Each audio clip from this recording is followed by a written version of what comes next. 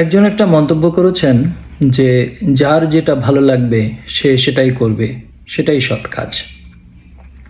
হ্যাঁ, কথাটা একাংশে সত্য। আর একাংশ হচ্ছে যে কোনটা ভালো আর কোনটা মন্দ এটা আমরা অনেক সময় বুঝি না। কেননা আমরা সমাজে বেড়ে উঠি নানান রকম পারিপার্শ্বিকতা দিয়ে। কারণ ছোটবেলা থেকে আমাদেরকে শেখানো হয় এটা করো না, ওটা করো না, ওটা ধরো না, ওখানে যেও না, এই পোশাক পরো না, এইভাবে চলো না। এই যে নানান রকম প্রতিবন্ধকতার মধ্যে দিয়ে আমরা বেড়ে উঠি, যার ফলে আমরা সত্য কোনটা আর মিথ্যা কোনটা সেটা বুঝি না। যেমন কেউ যদি ছোটবেলা থেকেই তামা ব্যবহার করে এবং তামাকেই সোনা হিসাবে জানে, তাহলে সে একসময় যে সোনা আর তামা এর পার্থক্যই বুঝবে না। আবার ধরুন, যখন একটা বিষয়কে মানুষ সবাই বলে যে এটাই ঠিক, তখন আমরা আসলে ওইটা ঠিক না বেঠিক সেই চিন্তা করতে পারি না বা সেটা যাচাই করতে পারি না। তো শুনে শুনে আমরা যেগুলো অভ্যস্ত হয়েছি সেইগুলোর সত্য মিথ্যা যদি আপনাকে ধরিয়ে দেওয়া না হয়, তাহলে আপনার যা ভালো লাগে তাই করবেন, সেটা সত্য নয়। একটা বিষয়। 2 নম্বর বিষয় হচ্ছে আপনার যেটা ভালো লাগে সেটা করবেন, সেটাই সত্য তখনই হয় যখন আপনি আপনাকে বুঝতে পারেন। অর্থাৎ আপনার অন্তর বলে এটা করো, আর আপনার আবেগ বলে, যুক্তি বলে না এটা করো।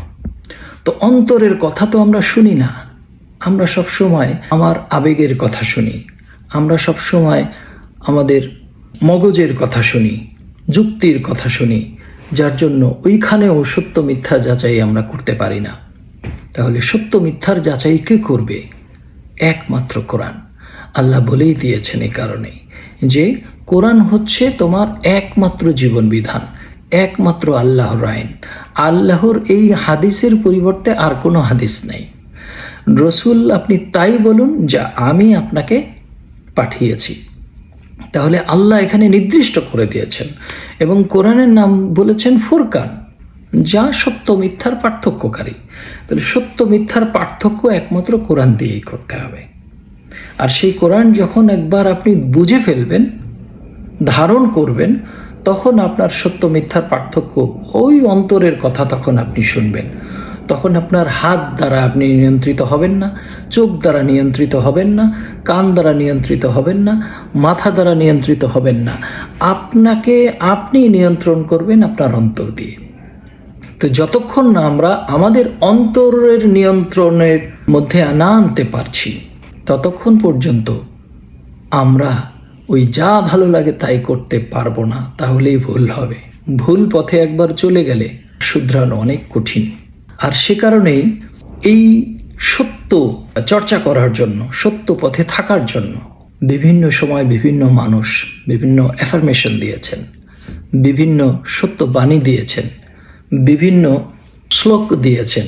যেমন ধরুন, কয়েকটা অ্যাফার্মেশন ইংরেজিতে বলে যে প্রতিদিন আপনি যদি সকালে এই কথাগুলো বলুন যে আই অ্যাম হ্যাপি, যে আমি সুখী মানুষ, তাহলে আপনার মস্তিষ্কও আপনি সুখী মানুষ সেই বিষয়গুলোই আপনার সামনে তুলে ধরবে। যদি আপনি বলেন যে I am always positive minded, তাহলে আপনার সবসময় পজিটিভ মাইন্ডেই থাকবেন। যদি বলেন গড অলওয়েজ উইথ মি, স্রষ্টা সবসময় আমার সাথে আছেন, তাহলে আপনার চিন্তা ভাবনা কথাবার্তাগুলো সেভাবেই কাজ করবে। যদি বলেন যে আই ক্যান ডু এভরিথিং, যে আমি সব কিছু পারি, তাহলে আমরা যে শুনে আসছি আমি এটা পারবো না, ওইটা পারবো না, ওইটা হবে না, ওইটায় বাধাগ্রস্ত, এই বিষয়গুলো আপনার মস্তিষ্কে যা শোনানো হয় তাই কাজ করে, সে ভালো মন্দর বিচার করে না। তাহলে আপনি যদি প্রতিদিন তাকে ভালো কথা শোনান, কাজ করার কথা শোনান, পজিটিভ কথা শোনান, তাহলে সে পজিটিভ কাজই করবে। এখানে অন্যতম একটা কথা আছে লালন সাইজির, সত্য বল সুপথে চল ওরে আমার মন। এই কথাটা যদি আপনি প্রতিদিন বলেন আপনার মনকে, সত্য বল সুপথে চল ওরে আমার মন, সত্য সত্য বল, সুপথে চল ওরে আমার মন। এই কথাটা যদি আপনি প্রতিদিন শোনান তাহলে আপনি দেখুন আপনার পরিবর্তনটা। তো এইভাবেই আমরা সব সময় যদি সত্য বলি, সত্য চিন্তা করি, তাহলে সব সময় আমি সত্যের পথেই থাকতে পারবো। রবীন্দ্রনাথ একটা কথা বলেছেন যে যেটা খারাপ, যেটা কলঙ্কিত, যেটা কালো অধ্যায়, সেটাকে দূরে রাখো। খারাপ জিনিসকে প্রকাশ করো না, ভালো জিনিস প্রকাশ করো। যত তুমি ভালো জিনিস প্রকাশ করবে তত তোমার থেকে ভালো জিনিস বের হবে। আল্লাহ বলেছেন যে তোমরা অন্যের দোষ তুলে ধরো না, অন্যের দোষ মানুষের কাছে প্রকাশ করো না। এতে করে কি হয়, যখন আমি এটা প্রকাশ করি তখন সেটা যেমন অন্যদের মধ্যে ছড়ায়, একইভাবে আমার মগজও সেটা শোনে, তখন আমার ভিতরেও ওই বিষয়গুলো কাজ করে।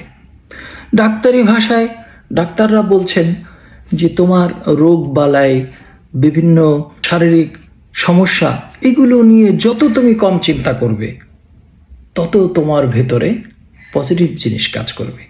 আমি যদি একটা রোগ নিয়ে সারাক্ষণ চিন্তা করি যে এটা যদি আমার হয় তাহলে আমি কি করব, এটার থেকে বাঁচতে হলে আমার এই করতে হবে, এই যে সচেতনতা আমি মনে করছি, এর মধ্য দিয়েও আমার মস্তিষ্ক কিন্তু ওই দিকেই হাঁটে। তাই যত এগুলো থেকে দূরে থাকবেন, পজিটিভ চিন্তা করবেন, ভালো আছি, সুস্থ আছি, আনন্দে আছি, যা খাচ্ছি ভালোই খাচ্ছি, হ্যাঁ আমি এটা খাবো না, এটা করব না, এটার অতিরিক্ত খাবো না, এটা অতিরিক্ত করব না, এইভাবে আপনি কিছুটা এড়িয়ে থাকুন। কিন্তু আপনার যেতটুকু প্রয়োজন সচেতনতার মধ্যে দিয়ে আপনি ততটুকু গ্রহণ করুন, সবসময় পজিটিভ। তাহলেই দেখবেন যে আপনার মন, আপনার চিন্তা, আপনার কথা, আপনার কর্ম সব কিছু পজিটিভ হচ্ছে, আনন্দের হচ্ছে। তো এই কারণেই লালন সাইজির এরকম অনেক কথা আছে, তার মধ্যে এই কথাটা আমার খুবই ভালো লাগে। সত্য সুপথ নাচি নিলে পাবিনে মানুষের দর্শন। সত্য বল, সুপথে চল ওরে আমার মন। সত্য বল, সুপথে চল ওরে আমার মন।